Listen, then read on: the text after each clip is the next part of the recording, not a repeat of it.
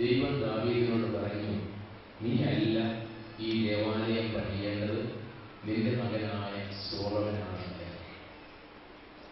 സേനാപതിയിലെ ദേവാലയം പുതുക്കി പണിയുന്ന കാര്യത്തെക്കുറിച്ച് ചിന്തിക്കുമ്പോൾ വാസ്തവത്തിൽ കർത്താവിന്റെ ഈ വാക്കുകൾക്ക് വലിയ ഒരു അർത്ഥം നമുക്ക് ദർശിക്കുവാൻ സാധിക്കും.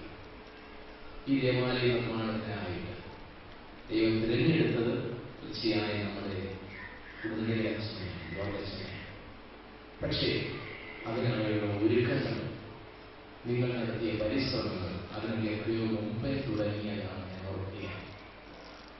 വളരെ നാളത്തെ ആഗ്രഹം, വളരെ നാളത്തെ അധ്വാനം, പരിശ്രമം, മണൽ വാരാനും തടികെട്ടാനും അങ്ങനെ ഇതിനു വേണ്ടിയുള്ള പണികൾ പൂർത്തീകരിക്കുവാനായിട്ട് നിരന്തരമായി നടത്തിയ ആ അധ്വാനത്തെ ഓർക്കുകയായിരുന്നു.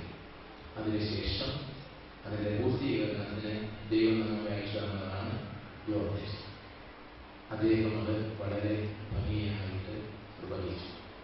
ഞാൻ ഇന്നലെ ഇവിടെ വന്നു വൈകുന്നേരം. കാരണം നിങ്ങൾക്കറിയാം, ഇന്ന് ഹർത്താലാണ്. യാത്രയെല്ലാം മുടങ്ങിയാൽ നമ്മുടെ ഈ ദേവാലയ ഉദാശ നടക്കാൻ തുടങ്ങുന്ന സമയം. അതുകൊണ്ട് ഇന്നലെ തന്നെ കൂടുതൽ യാത്രയിലെത്തി. ഇന്ന് രാവിലെ എനിക്ക് നമ്മുടെ ഇടവകയിലുള്ള കുറച്ച് ആളുകളെ കാണാൻ സാധിച്ചു. അപ്പോൾ അവരൊക്കെ ആയിട്ട് ഇങ്ങനെ സംസാരിച്ചപ്പോൾ എല്ലാവർക്കും പറയാനുള്ള ഒരു കാര്യം ഈ ദേവാലയ നിർമ്മാണത്തെക്കുറിച്ച്, ബഹുമാനപ്പെട്ട യോർദാൻ നൽകുന്ന നേതൃത്വത്തെക്കുറിച്ചൊക്കെയാണ്. കേട്ടപ്പോൾ എനിക്ക് വലിയ സന്തോഷം. എത്രയോ വലിയ ത്യാഗ മനോഭാവത്തോടെയാണ് ഈ ദേവാലയ നിർമ്മാണത്തിനായിട്ട് അധ്വാനിക്കുന്നത്, പ്രവർത്തിക്കുന്നത്. അദ്ദേഹത്തിന്റെ പ്രത്യേകമായ പരിശ്രമങ്ങളെല്ലാം നിങ്ങളുടെയൊക്കെ മനസ്സിൽ അങ്ങ് ജ്വലിച്ചു നിൽക്കുന്നുണ്ടെന്ന് എനിക്ക് മനസ്സിലായി. വാക്കുകളിലൂടെ പുറത്തു വരുന്ന വളരെ കുറച്ച് കാര്യങ്ങളാണ്. പക്ഷേ എല്ലാവരുടെയും മനസ്സിലുള്ള ഒരു വലിയ സന്തോഷം, അച്ഛൻ നൽകിയ നേതൃത്വം രാപകലില്ലാതെ, മടി കൂടാതെ, വിശ്രമമില്ലാതെ ഈ ദേവാലയ നിർമ്മാണത്തിനായിട്ട് നടത്തിയ പരിശ്രമത്തെക്കുറിച്ച് നിങ്ങൾക്കെല്ലാവർക്കും അറിയാം. അത് കേട്ടപ്പോൾ എനിക്ക് വലിയ സന്തോഷം തോന്നി. കാരണം അധ്വാനത്തിലുള്ള നിങ്ങളുടെ വലിയ പ്രശംസ. അപ്പോൾ ഓരോരുത്തരും അതിനുവേണ്ടി നടത്തിയ പരിശ്രമങ്ങൾ, ജ്ഞാനപൂർണമായ അധ്വാനങ്ങൾ എല്ലാം പറയും. പ്രിയമുള്ളവരെ, ഒരു കാര്യം ഓർപ്പിക്കാനുള്ളതാണ്, നമ്മുടെ ഓരോ ഇടവകയിലും ഓരോ വൈദികരും ഇപ്രകാരമുള്ള വലിയ സേവനമാണ് ചെയ്തുകൊണ്ടിരിക്കുന്നത്. നമ്മൾ ഇങ്ങനെയുള്ള ചില കാര്യങ്ങൾ വരുമ്പോൾ നമുക്ക് പെട്ടെന്ന് മനസ്സിലാക്കാനായിട്ട് സാധിക്കും. പക്ഷേ നമ്മുടെ ഇടവകയിലെ ഓരോ വികാരിമാരും വാസ്തവത്തിൽ എന്താ ചെയ്യുന്നത്? അവർക്ക് ലഭിക്കപ്പെട്ട ഇടവകയുടെ വളർച്ചയ്ക്ക് വേണ്ടി ഓരോ സമയം ഓരോ പ്രവർത്തനങ്ങൾക്ക് പ്രത്യേകമായ പ്രാധാന്യമുണ്ട്. ഈ അവസരത്തിൽ വാസ്തവത്തിൽ നമുക്ക് ആവശ്യമായിരുന്നത് ഈ ദേവാലയ നിർമ്മാണമാണ്. അപ്പൊ അതിനു വേണ്ടി നടത്തിയ അധ്വാനം എത്രയോ താല്പര്യത്തോടുകൂടി, കൃഷ്ണതയോടുകൂടി നടത്തിയ അധ്വാനമാണ്. നിങ്ങൾ ഈ അച്ഛൻ ചെയ്ത പ്രവർത്തനങ്ങളെ കുറിച്ചൊക്കെ പറഞ്ഞപ്പോൾ എന്റെ മനസ്സിൽ വന്നതാണ്. കാരണം നമ്മുടെ ഓരോ പള്ളികളിലും ഓരോ അച്ഛന്മാരും അവരുടെ ആയുസ്സും അവരുടെ ആരോഗ്യവും ഒക്കെ ആ ഇടവകയ്ക്ക് വേണ്ടി ചെലവഴിച്ചിട്ടാണ് മറ്റൊരു സ്ഥലത്തേക്ക് വന്നതുപോലെ വെറും കൈയോടെ മടങ്ങി പോകുന്നത്. നമ്മൾ ഓർക്കുന്നത് നല്ലതാണ്. ഇപ്പോൾ നിങ്ങളൊക്കെ മനസ്സിൽ നിന്ന് നമ്മുടെ യോർദാനെ എടുത്തു നടാൻ പറ്റില്ലെന്നില്ല, അല്ലേ? എല്ലാവരുടെയും മനസ്സിലങ്ങനെ നിറഞ്ഞു നിൽക്കുക. ഇതുപോലെ തന്നെ എല്ലാ വൈദികരും പ്രവർത്തിക്കുക. ഞാൻ പറഞ്ഞു വന്നത്, നമ്മൾ ചിലപ്പോൾ ഒക്കെ ഈ ചെറിയ കാര്യങ്ങളൊക്കെ കാണുമ്പോൾ പലതും പറയും. പക്ഷേ നമ്മുടെ ഇടവക വൈദികർ ചെയ്തുകൊണ്ടിരിക്കുന്ന, ഇടവകയിൽ ഓരോ വികാരങ്ങളും ചെയ്തുകൊണ്ടിരിക്കുന്ന ഈ വലിയ ശുശ്രൂഷയെക്കുറിച്ച് നമ്മൾ ഓർക്കുന്നില്ല. ആ വൈദികര് അവർക്ക് വേണ്ടി ഒന്നുമല്ല ചെയ്യുന്നത്. നിങ്ങൾക്കറിയാം, അവർ ഈ പള്ളി പണിക്ക് വേണ്ടിയിട്ട് എന്തെല്ലാം തരത്തിലുള്ള അധ്വാനങ്ങളാണ് അച്ഛന്മാരൊക്കെ ചെയ്യുന്നത്. അവർക്ക് വേണ്ടി ഒന്നുമല്ല ചെയ്തത്. അവരെല്ലാം ചെയ്തത് നമുക്ക് വേണ്ടി. അതുകൊണ്ട് തന്നെ നിങ്ങൾക്കും കൂടെ ചേർന്ന് ചെയ്യാനോ സഹകരിക്കാനോ യാതൊരു മടിയും ഉണ്ടാകില്ല. ഓരോരുത്തരും അവരവർക്ക് സാധിക്കുന്നതിനേക്കാൾ കൂടുതൽ ചെയ്യും എന്നുള്ളതാണ് വലിയ കാര്യം. അതുകൊണ്ടെന്താ, നിങ്ങളുടെ മനസ്സിൽ സന്തോഷം വളരെ വളരെ വലുതാണ്. ഇപ്പൊ നമുക്കറിയാം, നമ്മുടെ ഈ ധാരാളം പണമൊക്കെ ഉണ്ട്, എല്ലാവരും കുറേശ്ശെ ഇരുന്ന് കൊടുത്താൽ ഈ ദേവാലയം പൂർത്തിയാക്കാൻ സാധിക്കും എങ്കിൽ ഇന്ന് നിങ്ങൾ അനുഭവിക്കുന്ന നിങ്ങൾക്കാവുന്നതിനേക്കാൾ കൂടുതൽ, നിങ്ങൾക്ക് മിച്ചം വയ്ക്കാവുന്നതിനേക്കാൾ കൂടുതൽ നിങ്ങളുടെ ആവശ്യങ്ങൾ മാറ്റിവെച്ചുകൊണ്ട് ദേവാലയ നിർമ്മാണത്തിനായിട്ട് നടത്തിയ പരിശ്രമം ഫലമഴിയുമ്പോൾ നിങ്ങൾക്കുണ്ടാകുന്ന ആനന്ദം വളരെ വലുതാണ്. അതാണ് പൗലോസ് പറയുന്നത്. ഓരോരുത്തരും പണിയുന്നു. അത് കല്ലുകൊണ്ടോ മരം കൊണ്ടോ വൈക്കോൽ കൊണ്ടോ സ്വർണം കൊണ്ടോ ആകാം. സ്വർണം കൊണ്ട് പണിയുന്ന ആ ഒരു അനുഭവമാണ് നമ്മുടെ എല്ലാം മനസ്സിൽ. ഈ ദേവാലയം നമ്മുടെ എല്ലാം മനസ്സിൽ വളരെ സജീവമായി നിൽക്കുന്നതിന്റെ കാരണം നമ്മൾ ഓരോരുത്തരുടെയും വളരെ ത്യാഗപൂർണമായ ഒരു അധ്വാനം ഉണ്ട് എന്നുള്ളതാണ്. അത് നല്ലതാണ്. കൈ നിറയെ പണം ഉണ്ടായാൽ അതിൽ കുറച്ചു കൊടുത്ത് ഒരു പള്ളി പണിയുമ്പോൾ കിട്ടുന്ന സന്തോഷത്തിന്റെ 100 ഇരട്ടിയാണ് കയ്യിൽ ഒന്നുമില്ലാത്തപ്പോൾ ഹൃദയം കൊടുത്ത് ദേവാലയം പണിയുമ്പോൾ ഉണ്ടാകുന്ന സന്തോഷം. അതാണ് നിങ്ങളിൽ അനുഭവിക്കുന്നത്. നിങ്ങളുമായിട്ട് സംസാരിച്ച അവസരത്തിൽ എനിക്ക് മനസ്സിലായ കാര്യം തന്നെയാണ്. നിങ്ങളുടെ ഹൃദയത്തിന് വലിയ സന്തോഷമുണ്ട്. കാരണം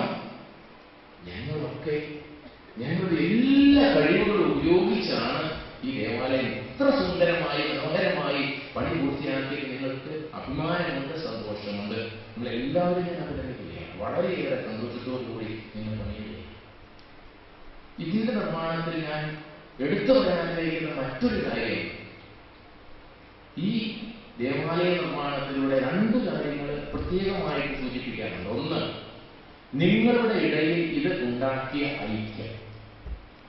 പല കാര്യങ്ങളെയും ചിലപ്പോൾ നമുക്ക് അല്പം അഭിപ്രായ വ്യത്യാസമൊക്കെ ഉണ്ടായിരിക്കും. പക്ഷേ ഈ ദേവാലയ നിർമ്മാണത്തിന് ഇറങ്ങി തിരിച്ചപ്പോൾ എല്ലാവരും എല്ലാം മറന്നു. നമ്മുടെ ദേവാലയം, നമ്മുടെ ദൈവത്തിന് നമ്മുടെ മധ്യത്തിൽ വസിക്കാൻ ദൈവം ഒരുക്കുന്ന ഭവനം, ഈ ചിന്തയോടുകൂടി എല്ലാവരും വന്നപ്പോൾ നമ്മൾ അറിയാതെ നമ്മുടെ ഹൃദയത്തിൽ ഒരു വലിയ ഐക്യത്തിന്റെ സന്ദേശം ഉയർന്നു. അത് ഈ ഇടവക്കാരിൽ മാത്രമല്ലല്ലോ. എനിക്കറിയാം, ഈ ഇടവകയുടെ ചുറ്റുപാടുമുള്ള ധാരാളം ആളുകൾ, നാനാജാതി മതസ്ഥരായ ആളുകൾ അവരുടേതായ രീതിയിൽ നമ്മോട് കൂടിച്ചേർന്ന് നമ്മളെല്ലാം ഒന്നാണ് എന്നുള്ള ബോധ്യം ഉളവാക്കുവാനായിട്ട് അത് സഹായിച്ചിട്ടുണ്ട്. വാസ്തവത്തിൽ അതാണല്ലോ ദേവാലയത്തിന്റെ ഏറ്റവും വലിയ ശക്തി. ദേവാലയം ഇത് നമ്മുടെ എല്ലാവരുടെയും ഭവനമാണ് എന്നുള്ള ചിന്ത നമ്മിൽ ഉണർത്തുവാൻ ദേവാലയത്തിന് സാധിക്കുമ്പോൾ ഈശോയുടെ മനുഷ്യാവതാരത്തിന്റെ ലക്ഷ്യമാണ് പൂർത്തീകരിക്കുന്നത്. ഈശോ വന്നതിനാ നാം എല്ലാം ഒരു പിതാവിന്റെ മക്കളാണ്, നാം എല്ലാം സഹോദരങ്ങളാണ്, ഒരു കുടുംബത്തിന്റെ അംഗങ്ങളാണ് എന്നുള്ള ആ ഒരു ബോധ്യം നമുക്ക് നൽകുവാൻ വേണ്ടിയില്ല. അപ്പോൾ നമ്മളെല്ലാവരും ചേർന്ന് ഈ നാട്ടിലുള്ള എല്ലാ ആളുകളും താല്പര്യത്തോടെ, ഉത്സാഹത്തോടെ, ശ്രദ്ധയോടെ നോക്കിക്കാണുകയും പങ്കുചേരുകയും ചെയ്ത ഒരു നല്ല പ്രവർത്തനമാണ് ഈ ഇടവക ദേവാലയം.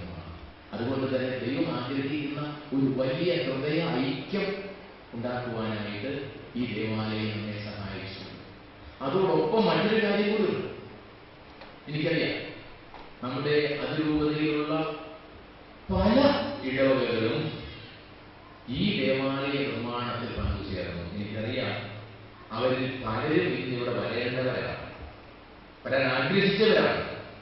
അതൊക്കെ സാധിച്ചിട്ടില്ല. കാരണം ഈ ബന്ധുക്കൊണ്ട് പലർക്കും വരാനുള്ള ബുദ്ധിമുട്ടുണ്ടായിട്ടുണ്ട്. വരണമെന്ന് ആഗ്രഹിച്ചതിൽ ഒരു നല്ലൊരു ഭാഗമാണല്ലോ വന്നില്ല. പക്ഷെ നമ്മൾ അതിന് വിഷമിക്കണം. അവരുടെ എല്ലാം ഹൃദയം, അവരുടെ എല്ലാം മനസ്സ് നമ്മോട് ചേർന്നുണ്ട്. അപ്പൊ അതിന്റെ ഒരു ഗുണം എന്താണ്? സേനാപതി പള്ളി എന്ന് പറഞ്ഞാൽ ഹൈറേഞ്ചിന്റെ മുകളിൽ എവിടെയോ കിടക്കുന്ന ഒരു സ്ഥലവും ഒരു ദേവാലയവും എന്നുള്ള ചിന്ത മാറിയിട്ട് ഇത് ഞങ്ങളുടെ പള്ളി എന്ന് പറയാൻ സാധിക്കുന്ന ധാരാളം ആളുകൾ ഇന്ന് കോട്ടയം അതിരൂപതയുടെ വിവിധ ഭാഗങ്ങളിലുണ്ട്. അവരൊക്കെ സന്തോഷിക്കുകയാണ്. അവരൊക്കെ അകലങ്ങളിലാണെങ്കിലും സന്തോഷിക്കുകയാണ്. കാരണം അവരുടെ വികർത്തിന്റെ ഫലം കൂടി ഇന്ന് ഇവിടെ ഈ ദേവാലയ നിർമ്മാണത്തിൽ പങ്കുചേർന്നു. അപ്പോൾ സേനാപതി ഇന്ന് ആർക്കും അന്യമല്ല. ഒരുപക്ഷെ നമ്മൾ തന്നെ ഈ ദേവാലയം വളർത്തിരുന്നെങ്കിൽ സേനാപതി മറ്റ് പലരുടെയും ഹൃദയത്തിൽ ഇതുപോലെ ഇടം പിടിക്കില്ലായിരുന്നു. പക്ഷെ ഇന്ന് സേനാപതി പള്ളി പുള്ളിക്കാലത്തെ കുറിച്ച് കേട്ടിട്ടില്ലാത്ത ആളുകളുണ്ടായിരുന്നു. പക്ഷെ സേനാപതി പള്ളി എന്ന് പറയുമ്പോൾ ഇന്ന് നമ്മുടെ അതിരൂപതയിലുള്ള മിക്കവാറും പള്ളികളിലെ ആളുകൾക്കൊക്കെ അറിയാം. അമ്മച്ചിയുടെ വന്നിരുന്നു. ആ പള്ളി പണിയാനായിട്ട് നമ്മളിവിടെ പറ്റുന്ന പോലെ ചെറിയ സഹായമൊക്കെ ചെയ്യും. ചെറുത് ഞാൻ പറയുന്നത് വലിയ സഹായം ചെയ്തവരുണ്ട്. അപ്പോൾ എന്താണ് സംഭവിച്ചത്? നമ്മുടെ അതിരൂപതയെ മുഴുവൻ ഈ ദേവാലയത്തോട് കൂട്ടിച്ചേർക്കാൻ സഹായിച്ചത് ഒരുപക്ഷെ നമ്മളില്ലായ്മയാണ്. എല്ലാ പള്ളിയൊന്നും എല്ലായിടത്തും പിരിക്കാനൊന്നും പോകുന്നില്ല, എന്നൊക്കെ പറയണമെന്നില്ല പോകാനായിട്ട്. നമ്മുടെ ബുദ്ധിമുട്ടിൽ, നമ്മുടെ ഇല്ലായ്മയിൽ നമ്മൾ നമ്മുടെ സഹോദരങ്ങളെ സമീപിച്ചു.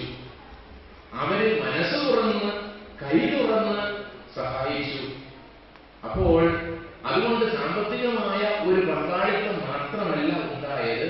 പ്രത്യുത ഇന്ന് സേനാപതി പള്ളി എന്ന് പറയുന്നത് കോട്ടയം രൂപത്തിലെ വിവിധ ഇടവകളിലെ ആളുകളെ സംബന്ധിച്ചിടത്തോളം അവരുടെ ഹൃദയത്തിലുള്ള ഒരു ദേവാലയമാണ്. ഒരു വലിയ നന്മയാണ് ഉണ്ടായത്. ചിലപ്പോൾ നമ്മൾ വിചാരിക്കും നമ്മുടെ ഇല്ലായ്മയൊക്കെ നമുക്കൊരു ശാപമാണ്. അല്ല, നമ്മുടെ ഇല്ലായ്മ പോലും നമുക്ക് അനുഗ്രഹമായി മാറുന്ന ഒരു വലിയ അടയാളമാണ് ഞാൻ കണ്ടത്. നമ്മുടെ എല്ലാ പള്ളികളും നിങ്ങൾ ചോദിച്ച സ്ഥലങ്ങളിൽ നിന്നെല്ലാം ആവുന്ന പോലെ അവരൊക്കെ പങ്കുചേരണം. അതുകൊണ്ടാണ് നമുക്ക് ഇത്ര മനോഹരമായിട്ട് കണ്ടപ്പോൾ ഞാൻ വിചാരിച്ചു കാശൊന്നുമില്ല, എന്നാലും പണിയൊക്കെ വളർത്താറുണ്ടാണല്ലോ എന്ന് ഞാൻ വിചാരിച്ചു. അല്ല, എല്ലാവരും ചേർന്നപ്പോൾ നമ്മൾ ആഗ്രഹിച്ചതിനേക്കാൾ അല്ലെങ്കിൽ ഞാൻ വിചാരിച്ചതിനേക്കാൾ ഭംഗിയായിട്ട് തന്നെ ദേവാലയം പൂർത്തീകരിക്കാനായിട്ട് നമുക്ക് സാധിച്ചു. ദൈവത്തിന് നമുക്ക് നന്ദി പറയാം. അപ്പോൾ നമുക്കൊരു നല്ല ദേവാലയം ഉണ്ടായി. ആ ദേവാലയത്തോട് നമ്മുടെ ബന്ധം വളരെ ശക്തമായി. നമുക്കെല്ലാവർക്കും ഈ ലോകത്തിലെ കൊച്ചു എല്ലാവർക്കും ഈ ദേവാലയത്തോടുള്ള ബന്ധം കൂടുതൽ ദൃഢമായി മാറി. ഒപ്പം നമ്മുടെ രൂപതയിലുള്ള ധാരാളം ആളുകൾക്ക് സേനാപതി പള്ളി എന്താണെന്നും സേനാപതി പള്ളിയിൽ അവരോടുള്ള പങ്കാളിത്തം ഉറപ്പാക്കുവാനായിട്ട് നമുക്ക് സാധിച്ചു. ഒപ്പം വിദേശങ്ങളിലൊക്കെയുള്ള നമ്മുടെ ആളുകളിൽ പലരും ഈ ദേവാലയ നിർമ്മാണത്തിനായിട്ട് ആവുന്നത് പോലെ സഹകരിച്ചു. അപ്പോൾ ദേവാലയം ഉണ്ടായ വാസ്തവത്തിൽ നമ്മൾ എല്ലാവരെയും കൂടുതൽ സ്നേഹത്തിൽ ബന്ധിക്കുവാൻ കാരണമായി എന്നുള്ളത് പ്രത്യേകം എടുത്തു പറയാൻ ഞാൻ ആഗ്രഹിക്കുകയായിരുന്നു. പിന്നെ ഓരോ ശ്രീകാരനോട് പറഞ്ഞ ഒരു കാര്യം നമ്മൾ ഓർമ്മിക്കണം. ഓരോ ശ്രീകാർ പറഞ്ഞു, ദേവാലയം നമ്മൾ പണിയും കല്ലുകൊണ്ട് മരങ്ങളൊക്കെ പണിയാം. ഇതിനൊക്കെ പ്രധാനമായിട്ടുള്ളത് നിങ്ങൾ സജീവ ശിലകളാണ്, ജീവിക്കുന്ന ആലയങ്ങളാണ് ദൈവത്തിന്റെ എന്നുള്ള കാര്യം പറയും. അതുകൊണ്ട് നമ്മൾ ഓർമ്മിക്കണം. മനോഹരമായ ദേവാലയം പള്ളി. ഈ ദേവാലയത്തിലേക്ക് കടന്നു വരാൻ ആർക്കാണ് അർഹതയുള്ളത്?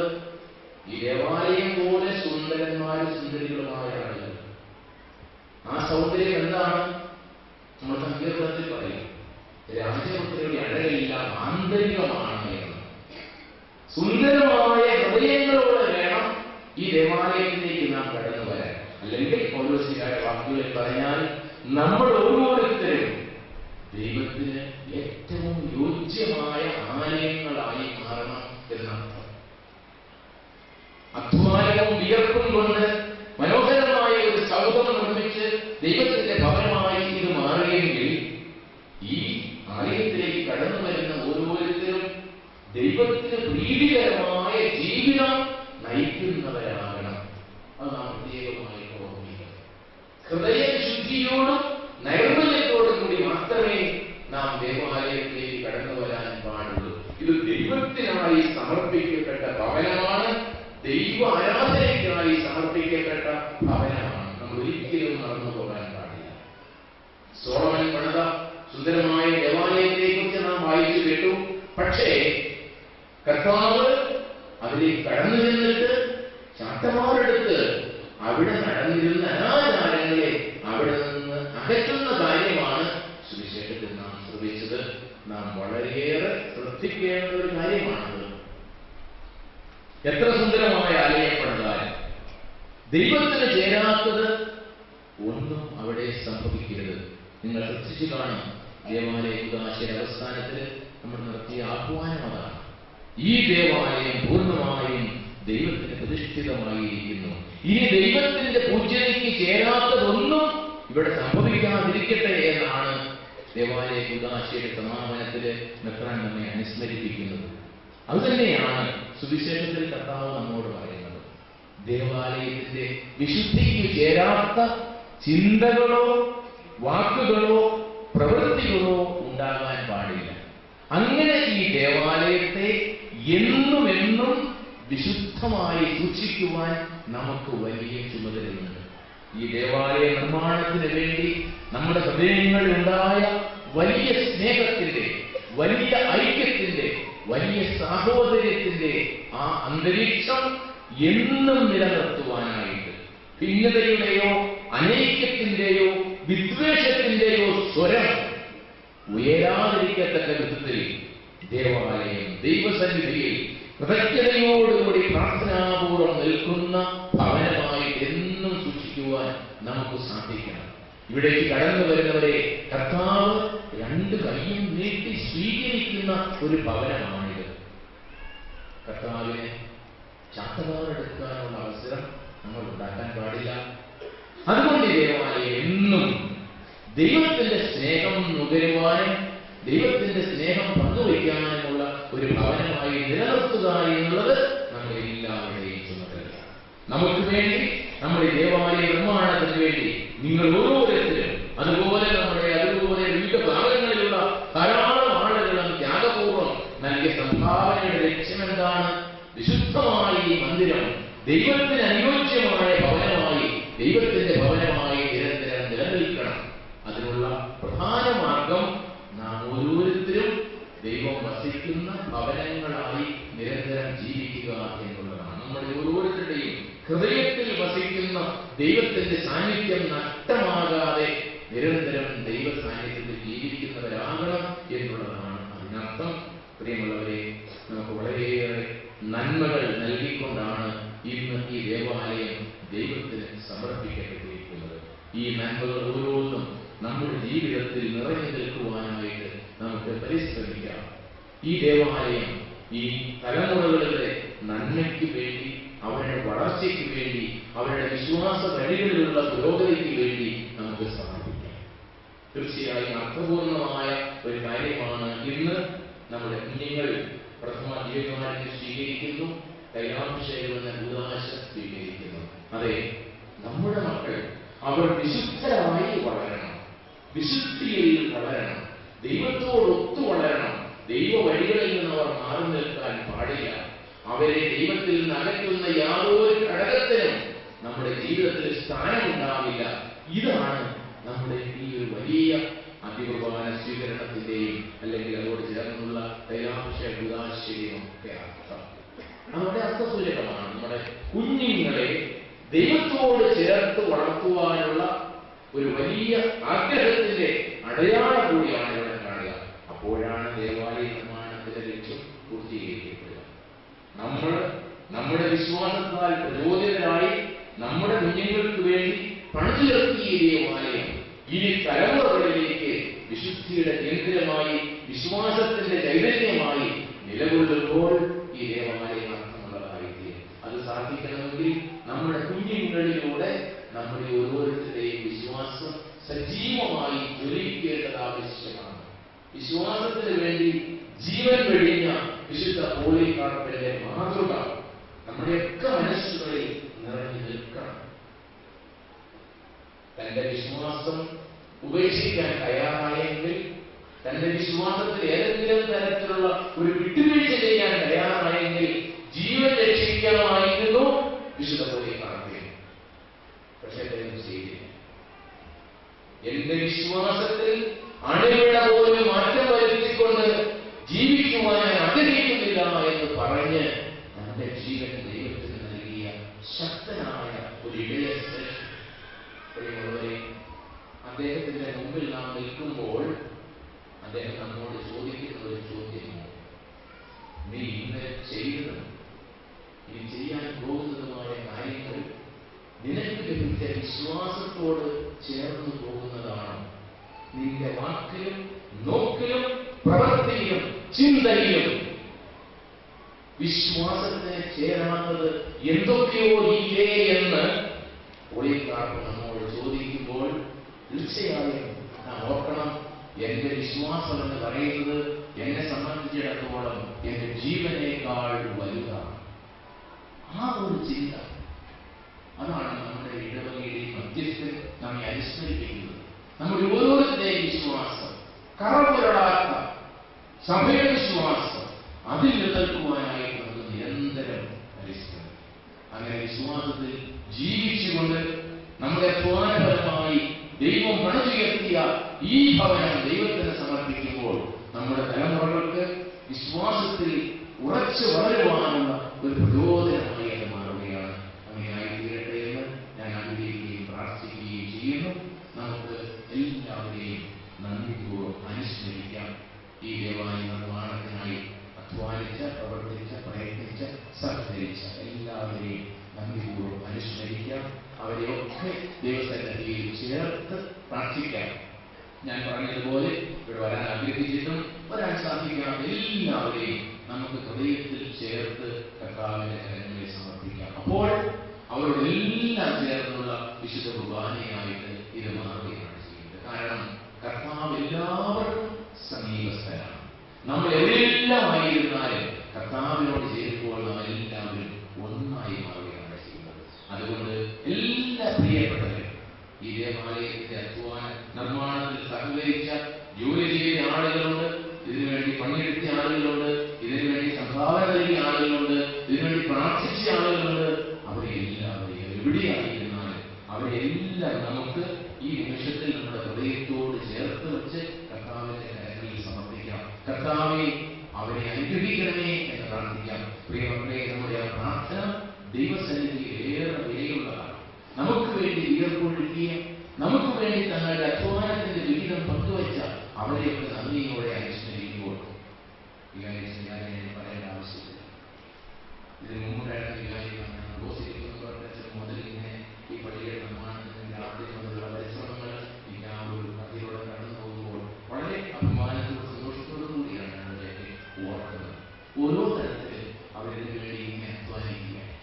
അവരെല്ലാം നമുക്ക് കർത്താവിന്റെ സന്നിധിയിൽ സമർപ്പിച്ച് പ്രാർത്ഥിക്കാം. ദൈവമേ, അങ്ങേയ്ക്കായി അർപ്പിതമായ ജീവിതങ്ങളിലൂടെ ഞങ്ങളുടെ ഇടവകയെ പടുത്തുയർത്തുവാൻ പരിശ്രമിച്ച ഞങ്ങളുടെ ഓരോ വികാരിയച്ഛന്മാരെയും അങ്ങേക്ക് ഞങ്ങൾ സമർപ്പിക്കുന്നു. അവരെ അനുഗ്രഹിക്കണമേ എന്ന് നമുക്ക് പ്രാർത്ഥിക്കാം. ഒപ്പം ഈ ദേവാലയത്തിനായി പള്ളിയില കൈക്കാരന്മാര്, അമ്മറ്റിക്കാര്, ഇതിനുവേണ്ടി ഓടി നടന്ന ആളുകൾ ഒത്തിരി ആളുകളുണ്ട്. അവരെല്ലാം ചേർത്ത് കർത്താവിന് സമർപ്പിച്ച അനുഗ്രഹങ്ങൾക്കായിട്ട് പ്രാർത്ഥിക്കാം. ദൈവം നമ്മെ ഓരോരുത്തരെയും അനുഗ്രഹിക്കട്ടെ. ഈ ദേവാലയ നിർമ്മാണത്തിലൂടെ ദൈവം നമുക്ക് നൽകിയ, നമ്മുടെ സമൂഹത്തിന് നൽകിയ, നമ്മുടെ അതിരൂപതയ്ക്ക് നൽകിയ ഹൃദ്യതയുടെ, കൂട്ടായ്മയുടെ, ഐക്യത്തിന്റെ മാധുര്യം നുകർന്നുകൊണ്ട് ഈ ഐക്യത്തിൽ എന്നും ജീവിക്കുവാനായിട്ട് നമുക്ക് പരിശ്രമിക്കാം. ഇനി നമുക്ക് പറയാൻ പറ്റില്ല, ഇത് ഞങ്ങൾ ഹൈറേഞ്ചിലുള്ള അതില്ല. അങ്ങനെ പറയാൻ സാധിക്കാത്ത വിധം നമ്മൾ മറ്റുള്ളവരുമായുള്ള ഒരു വലിയ ആത്മബന്ധത്തിലേക്ക് വളർന്നിരിക്കുകയാണ്. ആ ആത്മബന്ധം നമുക്ക് ശക്തിപ്പെടുത്താം. അങ്ങനെ നമ്മളൊരു മനസ്സോടെ, ഒരു ഹൃദയത്തോടെ ദൈവത്തിന്റെ പ്രത്യേകമായ അനുഗ്രഹങ്ങൾക്ക് പാത്രീഭൂതരായ ജനമെന്നുള്ള രീതിയിൽ ദൈവകാരുണ്യം നുകർന്നുകൊണ്ട്, ദൈവസ്നേഹം പകർന്നുകൊണ്ട്, നമ്മുടെ കുഞ്ഞുങ്ങളെ നല്ലവരായി വളർത്തിക്കൊണ്ട്, അവരിലൂടെ വിശ്വാസ ദൈവം കൂടുതൽ ജ്വലിപ്പിച്ചുകൊണ്ട്, അവരിലൂടെ ലോകത്തിൽ കൂടുതൽ ക്രൈസ്തവ ചൈതന്യം പ്രസരിക്കുവാൻ അനുഗ്രഹിക്കണമേ എന്ന് ദൈവത്തോട് പ്രാർത്ഥിച്ചുകൊണ്ട് വിശുദ്ധ കുർബാനയിൽ നമുക്ക് പങ്കുചേരാം. നല്ലവനായ ദൈവം നമ്മെ ഓരോരുത്തരെയും സമൃദ്ധമായി അനുഗ്രഹിക്കട്ടെ. വിശുദ്ധ പോളിക്കാർക്കിന്റെ മാധ്യസ്ഥം നമ്മുടെ ജീവിതത്തിൽ, പ്രത്യേകിച്ച് നമ്മുടെ വിശ്വാസത്തിൽ ശക്തമായ ഒരു പ്രചോദനമായി എന്നും നിലനിൽക്കുവാൻ ദൈവം നമ്മെ അനുഗ്രഹിക്കട്ടെ. നല്ലവനായ ദൈവത്തിന്റെ അനുഗ്രഹങ്ങൾക്കായി പ്രാർത്ഥിക്കാം. കർത്താവിന്റെ കൃപകൾക്കായിട്ട് അപേക്ഷിക്കുകയും ചെയ്യും. സന്തോഷത്തോടും ഭക്തിയോടും കൂടെ നിന്ന് കർത്താവേ, ഞങ്ങളുടെ പ്രാർത്ഥന കേൾക്കണമേ എന്ന് അപേക്ഷിക്കാം. പത്രോസാകുന്ന പാറമേ, തിരുസഭയ്ക്ക് അടിസ്ഥാനമിട്ട കർത്താവേ, നരകശക്തികളെ കീഴ്പ്പെടുത്തി നിരന്തരം അതിനെ സംരക്ഷിക്കണമെന്ന് അങ്ങയോട് ഞങ്ങൾ പ്രാർത്ഥിക്കുന്നു. ജെറുസലേം ദേവാലയത്തിൽ അശ്രദ്ധമായി വർത്തിച്ചവരെ അവിടെ നിന്ന് പുറത്താക്കിയ കർത്താവേ, ഈ ദേവാലയത്തിന്റെ പരിപൂർജിത ആനന്ദം പാലിക്കപ്പെടുവാൻ ഇടയാക്കണമെന്ന് അങ്ങയോട് ഞങ്ങൾ പ്രാർത്ഥിക്കുന്നു. സംഭാവനകൾ നൽകിയോ അധ്വാനം വഴിയോ മറ്റേതെങ്കിലും വിധത്തിലോ ഈ ദേവാലയത്തിന്റെ പൂർത്തീകരണത്തിന് സഹായ സഹകരണങ്ങൾ ചെയ്തിട്ടുള്ളവരെയും അവരുടെ കുടുംബാംഗങ്ങളെയും സമർത്ഥമായി അനുഗ്രഹിക്കണമെന്ന് അങ്ങയോട് ഞങ്ങൾ പ്രാർത്ഥിക്കുന്നു. വിശുദ്ധ പോളിക്കാർപ്പിന്റെ നാമത്തിൽ പണിതുയർത്തപ്പെട്ടിരിക്കുന്ന ഈ ദേവാലയത്തിൽ വന്നുകൂടുന്ന വിശ്വാസികൾക്ക് വേണ്ടിയും ഈ നാട്ടിലുള്ള മറ്റെല്ലാവർക്കും വേണ്ടിയും അങ്ങയോട് ഞങ്ങൾ പ്രാർത്ഥിക്കുന്നു.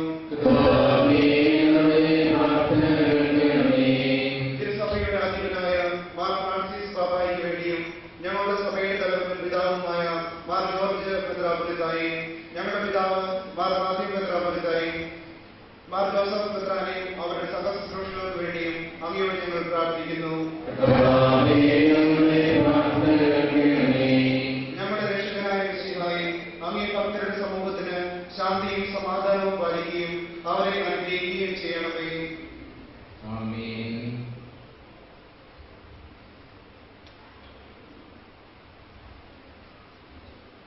കർത്താവേ, ബലവാനായ ദൈവമേ, അങ്ങയോട് ഞങ്ങൾ വിനയപൂർവ്വം പ്രാർത്ഥിക്കുന്നു. അങ്ങയുടെ കൃപാവരം ഞങ്ങളിൽ നിറയ്ക്കണമേ. അങ്ങയുടെ ദാനങ്ങൾ ഞങ്ങളുടെ കരങ്ങളിൽ വർഷിക്കണമേ. അങ്ങയുടെ കൃപയും അനുഗ്രഹവും അങ്ങ് കാരുണ്യാതിരേകത്താൽ തിരഞ്ഞെടുത്ത അങ്ങയുടെ അനുകരണമായ ദിനം മുഴുവന്റെയും കടങ്ങളുടെ വൃത്തിക്കും പാപങ്ങളുടെ മോചനത്തിനും കാരണമാകട്ടെ.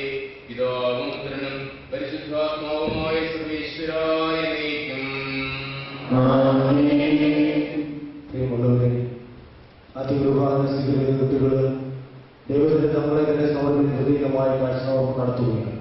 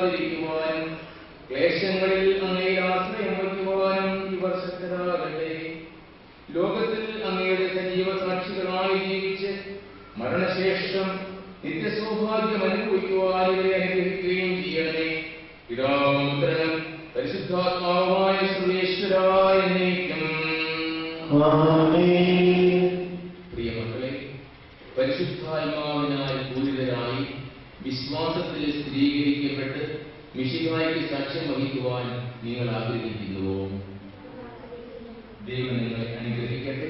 നമുക്കെല്ലാവർക്കും ചേർന്ന് പരിശുദ്ധാത്മാവിനുള്ള ഗാനം ആലപിക്കും.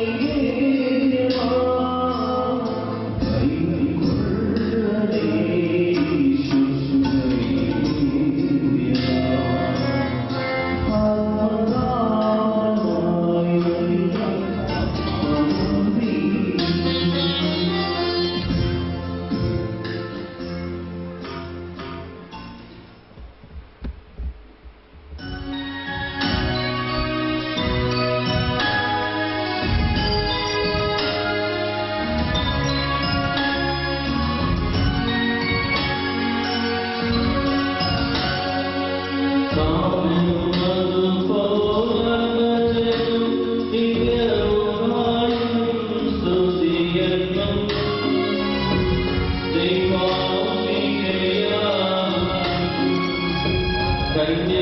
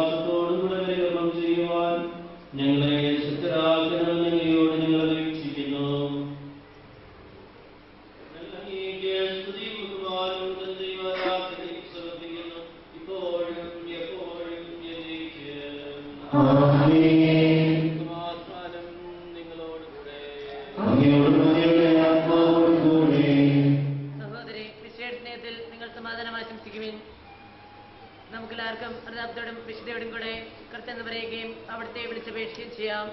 നിങ്ങൾ ആദരപൂർവ്വം നിന്ന് ഇവിടെ അനുഷ്ഠിക്കപ്പെടുന്നവയെ സൂക്ഷിച്ച് വീക്ഷിക്കുവിൻ. ഭയഭക്തിജനകമായ രഹസ്യങ്ങൾ പ്രദർശിക്കപ്പെടുന്നു. പുരോഹിതർ തന്റെ മാസത്തെ വഴി സമാധാന സമൃദ്ധമാകുന്നതിന് വേണ്ടി പ്രാർത്ഥിച്ചു തുടങ്ങുന്നു. കണ്ണുകൾ താഴ്ത്തി വിചാരക സ്വർഗത്തിലേക്ക് ഉയർത്തി വിശുദ്ധരെ ഏകാഗ്രതയോടും ഭക്തിയോടും കൂടെ നിങ്ങൾ ഹൃദയത്തിൽ പ്രാർത്ഥിക്കുവിൻ. സമാധാനം നമ്മോട് കൂടെ.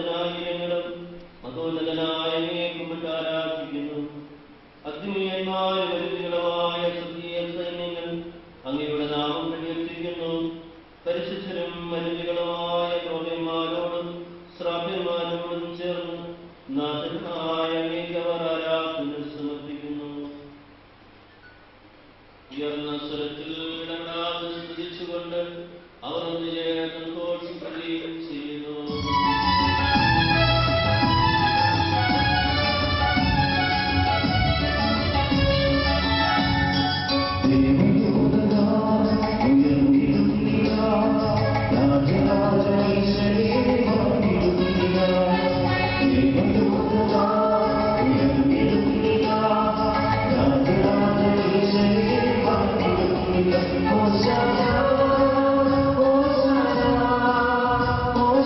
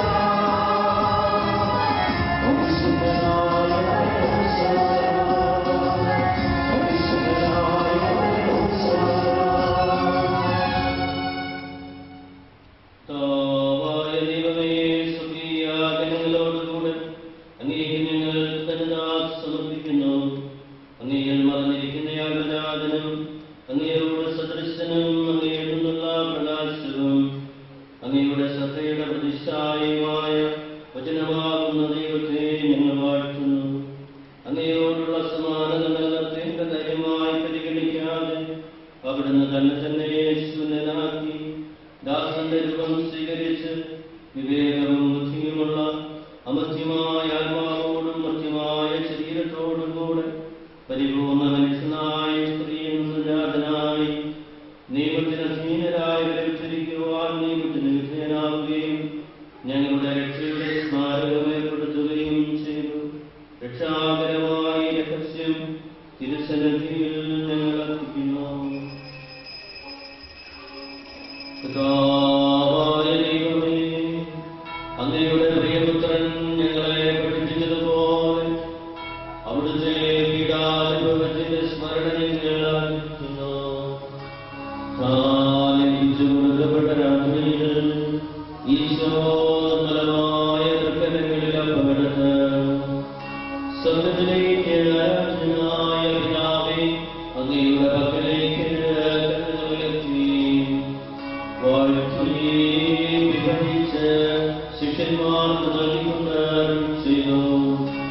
ഇത് പാപമോചനത്തിനായി നിങ്ങൾക്ക് വേണ്ടി വിഭജിക്കപ്പെടുന്ന എന്റെ ശരീരമാകുന്നു. നിങ്ങളെല്ലാവരും ഇതിൽ നിന്ന് വാങ്ങി ഭക്ഷിക്കുവേ.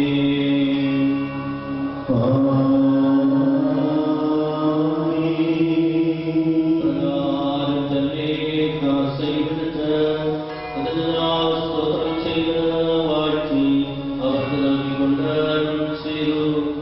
ഇത് പാപമോചനത്തിനായി അനേകർക്ക് വേണ്ടി ചിന്തപ്പെടുന്ന പുതിയ ഉടമ്പടിയിലെ എന്റെ രക്തമാകുന്നു. നിങ്ങളെല്ലാവരും ഇതിൽ നിന്ന് വാങ്ങി പാനം ചെയ്യുവേ.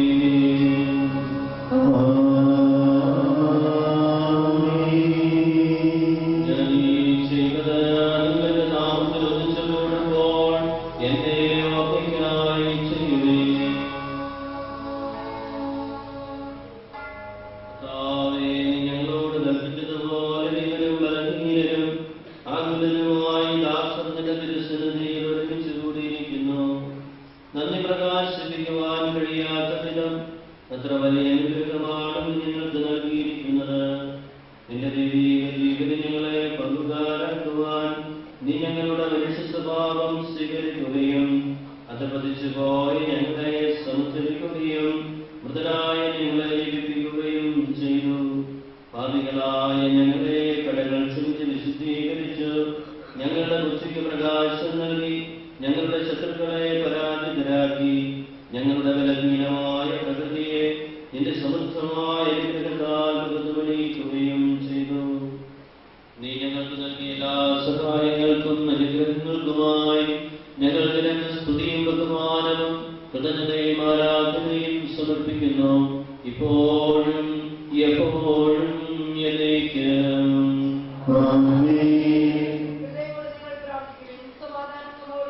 കർത്താവേ, ശക്തനായ ദൈവമേ, പ്രധാനാചാര്യനും സാർവത്രിക സഭയുടെ തലവനും ഭരണാധികാരിയുമായ റോമായിലെ മാർ ഫ്രാൻസിസ് പാപ്പായ്ക്ക് വേണ്ടിയും ഞങ്ങളുടെ സഭയുടെ തലവനും പിതാവുമായ മേജർ ആർച്ച് ബിഷപ്പ്മാർക്ക് ജോർജ് മെത്രാപ്പൊലീത്തായ്ക്ക് വേണ്ടിയും ഞങ്ങളുടെ അതിരൂപതാധ്യക്ഷനായ മഹാത്മ്യ മെത്രാപ്പൊലീത്തായ്ക്ക് വേണ്ടിയും പുരോഹിതർ സമർപ്പിതരമായ പ്രേക്ഷിതർ എന്നിവർക്ക് വേണ്ടിയും വിശുദ്ധ കത്തോലിക്ക സഭ മുഴുവന് വേണ്ടിയും ഭരണകർത്താക്കൾ മേലധികാരി എന്നിവർക്ക് വേണ്ടിയും ഈ കുർബാന സ്വീകരിക്കണമേ.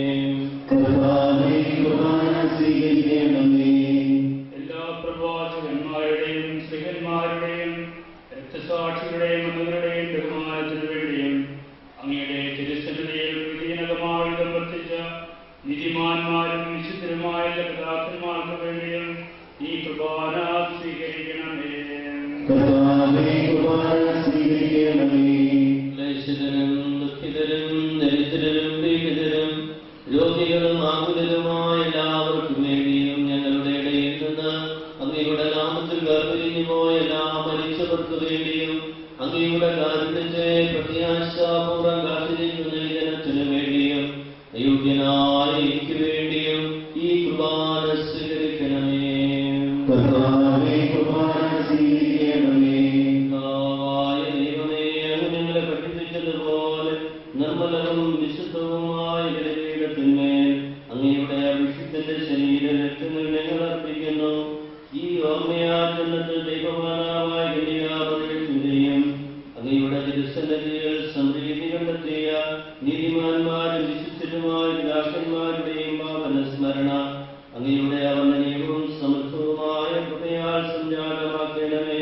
ജീവിതകാലം മുഴുവനും അങ്ങയുടെ ശാന്തിയും സമാധാനവും ഞങ്ങൾക്ക് നൽകണമേ.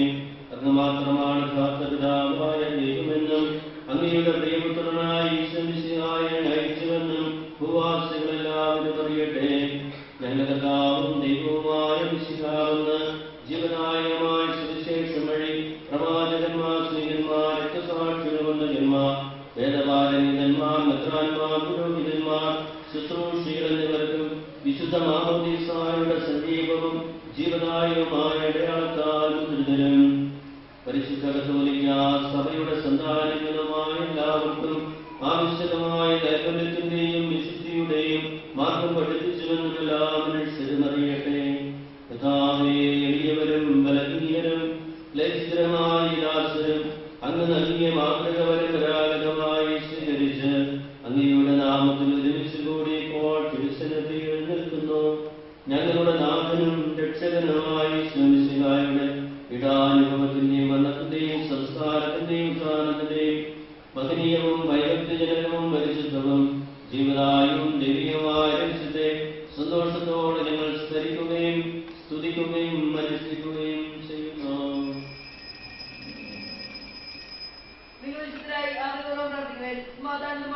കർത്താവേ, നിന്റെ പരിശുദ്ധാത്മാവ് എഴുന്നള്ളി വരട്ടെ. നിന്റെ ദാസരുടെ കുർബാനയിൽ അവിടുന്ന് ആവസിച്ച് ഇതിനെ ആശീർവദിക്കുകയും പൗത്രീകരിക്കുകയും ചെയ്യട്ടെ. ഇത് ഞങ്ങൾക്ക് കടങ്ങളുടെ പ്രതിക്കും പാപങ്ങളുടെ മോചനത്തിനും മരിച്ചവരുടെ ഉയർപ്പിനുള്ള വലിയ പ്രത്യാശയിലും നിന്നെ പ്രീതിപ്പെടുത്തിയ എല്ലാവരോടും ഒന്നിച്ച് സ്വർഗരാജ്യത്തിൽ നവമായ ജീവിതത്തിനും കാരണമാകട്ടെ. കർത്താവായ ദൈവമേ, ഞങ്ങൾക്ക് വേണ്ടിയുള്ള അങ്ങയുടെ മഹനീയവും വിസ്മയാത്മകവുമായ ഈ രക്ഷാപദ്ധതിയെ കുറിച്ച് അങ്ങേ ഞങ്ങൾ നിരന്തരം പ്രകീർത്തിക്കുന്നു. അങ്ങയുടെ അഭിഷിക്തന്റെ അമൂല്യ രക്തത്താൽ രക്ഷിക്കപ്പെട്ട സഭയിൽ സന്തോഷത്തോടും പ്രത്യാശയോടും കൂടെ ഞങ്ങൾ അങ്ങേക്ക് കൃതജ്ഞത അർപ്പിക്കുകയും ചെയ്യുന്നു.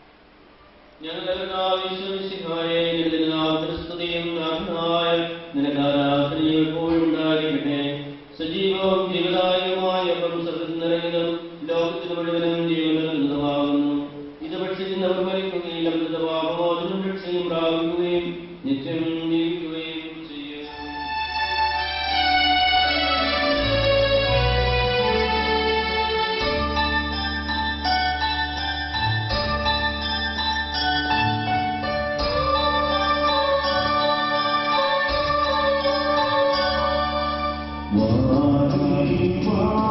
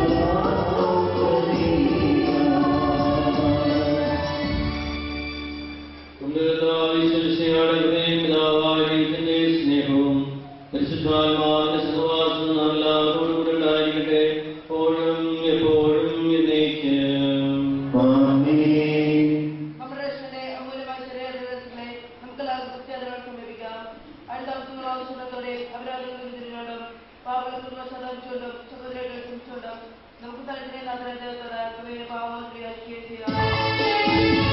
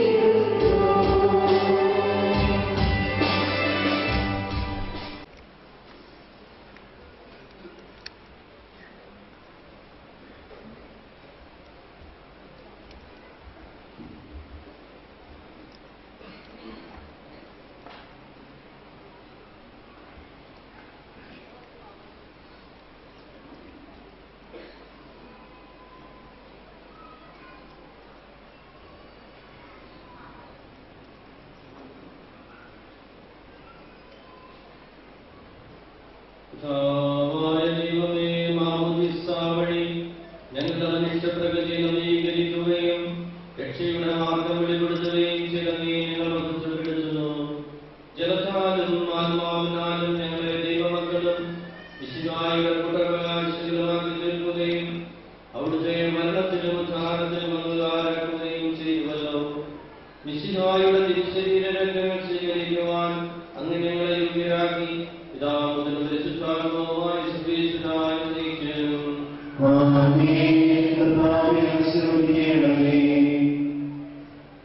ഞങ്ങളുടെ രക്ഷകർത്താവുമായ മിശിഹായേ, മാമോദീസായോട് നിങ്ങളുടെ പാപകരങ്ങൾ കഴുകുകയും ആത്മാവിനായി ഞങ്ങളെ വിശുദ്ധീകരിക്കുകയും ചെയ്തുവല്ലോ. ജീവിതങ്ങൾ പങ്കുകാരാക്കി ജീവിതത്തിൽ ഞങ്ങളെ വളർത്തുന്നതിന്റെ അന്ധകാരത്തിന് ഞങ്ങൾ നന്ദി പറയുന്നു. സകലത്തിന്റെയും നാഥായ ദൈവം.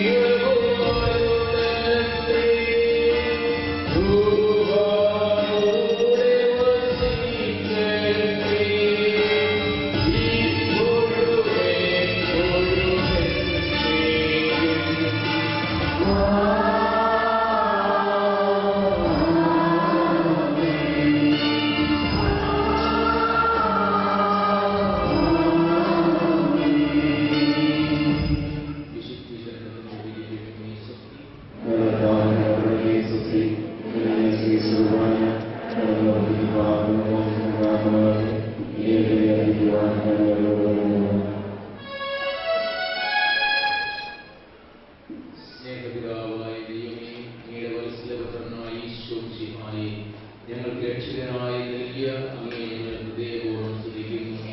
രക്ഷകന്റെ മാതാവായ വിശുദ്ധ കന്യകാമറിയത്തെ ഞങ്ങൾക്ക് അമ്മയായി നൽകിയ അങ്ങയുടെ അനന്തകാരുണ്യത്തിന് ഞങ്ങൾ നന്ദി പറയുന്നു.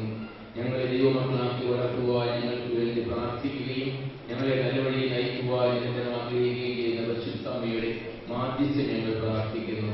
ആ അമ്മയുടെ സംരക്ഷണ അടയാളമായി ഞങ്ങൾ സ്വീകരിക്കുന്ന ഈ ഉത്തരീയങ്ങളും അമ്മയോട് ചേർന്ന് ദൈവകുമാരന്റെ ജീവിത രഹസ്യങ്ങൾ ധ്യാനിക്കുവാൻ ഞങ്ങൾ ഉപയോഗിക്കുന്ന ജപമാലകൾ ദയാപൂർവ്വം ആശീർവദിക്കണമേ.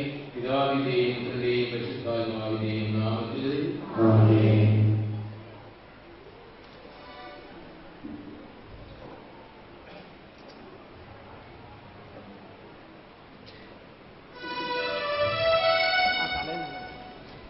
ഇത് കഴിഞ്ഞാൽ ഉടനെ തന്നെ കുരിശിന്റെയും ഗ്ലോബയുടെയും വെച്ചിരിപ്പ് നടത്തപ്പെടുന്നതാണ്. ആ സമയത്ത് എല്ലാവരും നല്ല നിലവാരത്തിലിരിക്കുവാൻ പ്രത്യേകം ശ്രദ്ധിക്കുക. അതിനുടനെ തന്നെ പൊതുസമ്മേളനം ഉണ്ടായിരിക്കുന്നതാണ് ഞാൻ ഓർമ്മിക്കുകയാണ്. എല്ലാവരും നിലവാരത്തിലിരിക്കുവാൻ പ്രത്യേകം ശ്രദ്ധിക്കുകയും ചെയ്യും.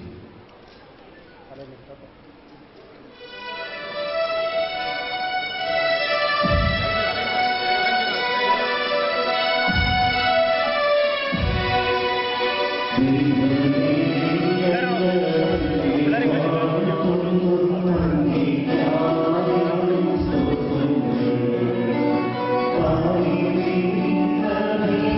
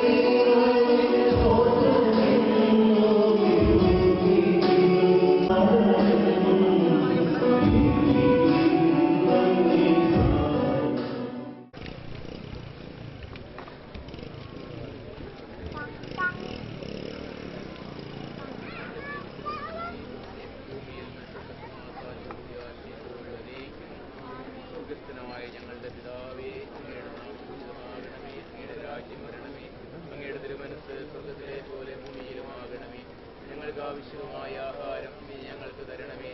ഞങ്ങളുടെ കടക്കാരോട് ഞങ്ങൾ ക്ഷമിച്ചിരിക്കുന്നത് പോലെ ഞങ്ങളുടെ കടങ്ങളും പാപങ്ങളും ഞങ്ങളോട് ക്ഷമിക്കണമേ. ഞങ്ങളെ പ്രലോഭനത്തിൽ ഉൾപ്പെടുത്തരുതേ, ദുഷ്ടാരൂപിൽ ഞങ്ങളെ രക്ഷിക്കണമേ. എന്തുകൊണ്ടെന്നാൽ രാജ്യവും ശക്തിയും മഹത്വവും എന്നേക്കും അങ്ങയുടേതാകുന്നു. ആമേൻ. കുരിശുമരണം വഴി ലോകത്തെ രക്ഷിക്കുവാൻ അങ്ങയുടെ തിരുക്കുമാരൻ നിയോഗിച്ച ദൈവമേ, രക്ഷയുടെ അടയാളമായ കുരിശുരൂപം ആശീർവദിക്കണമേ. മനുഷ്യവർഗത്തിന്റെ പ്രതീക്ഷയും ലോകത്തിന്റെ ജീവനമായ മിശിഹായുടെ കുരിശിൽ അഭിമാനം കൊള്ളുവാൻ ഞങ്ങളെ സഹായിക്കണമേ. കുരിശിന്റെ അടയാളത്താൽ ശത്രുക്കളുടെ ഉപദ്രവങ്ങളിൽ ഞങ്ങൾ രക്ഷപ്രാപിക്കട്ടെ. ഞങ്ങളുടെ കർത്താവ് ഈശോ മിശിഹായുടെ പീഡാനുഭവത്തിന്റെയും മരണത്തിന്റെയും സജീവ സ്മരണ ഞങ്ങൾ നിലനിർത്തുവാൻ ഈ രൂപം ഞങ്ങളെ സഹായിക്കട്ടെ. പിതാവിന്റെയും പുത്രന്റെയും പരിശുദ്ധാത്മാവിന്റെയും നാമത്തിൽ.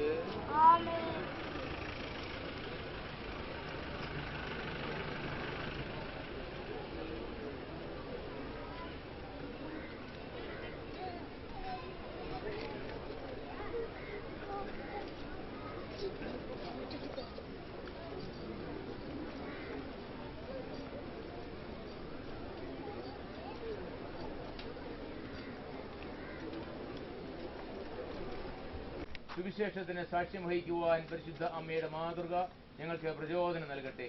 പരിശുദ്ധരായി ജീവിക്കുവാനും പരിശുദ്ധരോടുകൂടി അങ്ങയെ കണ്ടെത്തുവാനും ഞങ്ങളെ സഹായിക്കണമേ. പിതാവും പുത്രനും പരിശുദ്ധാത്മാവുമായ സർവേശ്വര.